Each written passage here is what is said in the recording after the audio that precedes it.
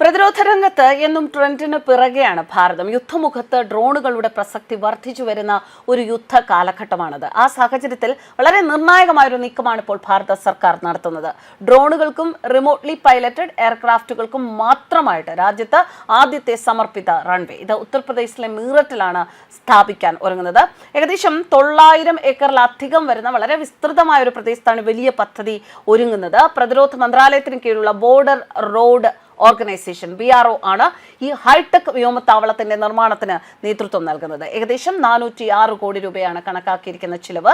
ശത്രു രാജ്യങ്ങളുടെ നീക്കങ്ങൾ നിരീക്ഷിക്കുക, മിന്നൽ ആക്രമണങ്ങൾ നടത്തുക, ഡ്രോണുകൾ പ്രധാന ആയുധമായി മാറിയ ആധുനിക യുദ്ധതന്ത്രങ്ങളുടെ പശ്ചാത്തലത്തിലാണ് ഭാരതത്തിന്റെ ഇത്തരമൊരു പ്രതിരോധ നീക്കം. ഓപ്പറേഷൻ സിന്ദൂറിന്റെ സമയത്ത് നിരീക്ഷണത്തിനും ലക്ഷ്യം കൃത്യമായി കണ്ടെത്തുന്നത് ഉൾപ്പെടെയുള്ള ആവശ്യങ്ങൾക്കുമായി ഇന്ത്യൻ സൈന്യം വ്യാപകമായി ഡ്രോണുകൾ ഉപയോഗിച്ചിരുന്നു. അവിടെ നിന്നാണ് ഇത്തരമൊരു ആശയത്തിന്റെ തുടക്കം. ഡ്രോണുകൾ ഉപയോഗിച്ചുള്ള നീക്കങ്ങൾ കൃത്യത ഉറപ്പാക്കാൻ സഹായിക്കുന്നതിനൊപ്പം സൈനികരെ നഷ്ടമാകുന്നതും അവർക്ക് പരിക്കേൽക്കുന്നതും ഒരു പരിധിവരെ തടയുകയും ചെയ്യും.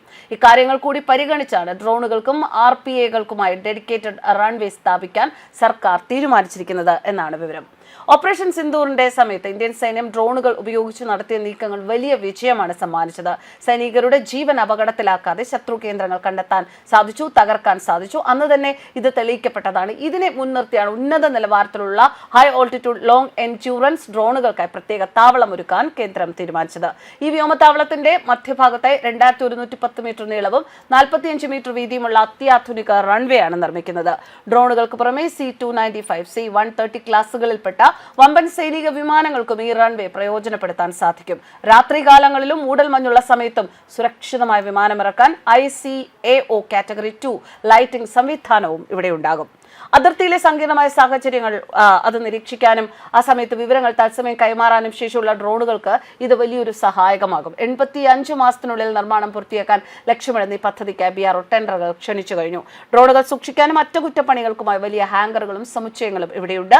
ചൈനയും പാകിസ്ഥാനും അതിർത്തികളിൽ നടത്തുന്ന പ്രകോപനങ്ങൾക്ക് ഡ്രോൺ കരുത്തിലൂടെ മറുപടി നൽകാൻ ഭാരതത്തെ ഈ പദ്ധതി പ്രാപ്തമാക്കും. ആത്മനിർഭർ ഭാരത് പദ്ധതിയുടെ ഭാഗമായി തദ്ദേശീയമായി നിർമ്മിച്ച അത്യാധുനിക ഡ്രോണുകൾ കൂടി എത്തുന്നതോടെ അതിർത്തി കാക്കാൻ ഇനി ഡ്രോൺ സൈന്യം ഏറെ ദൂരം സഞ്ചരിക്കുക എന്നതിനപ്പുറം നിശ്ചിത പ്രദേശത്ത് ദീർഘസമയം ആകാശത്ത് നിൽക്കാനും വിവരങ്ങൾ അതീവ സൂക്ഷ്മതയോടെ കൈമാറാനുമാണ് high altitude long endurance remotely piloted എയർക്രാഫ്റ്റുകൾ രൂപകൽപ്പന ചെയ്തിട്ടുള്ളത്.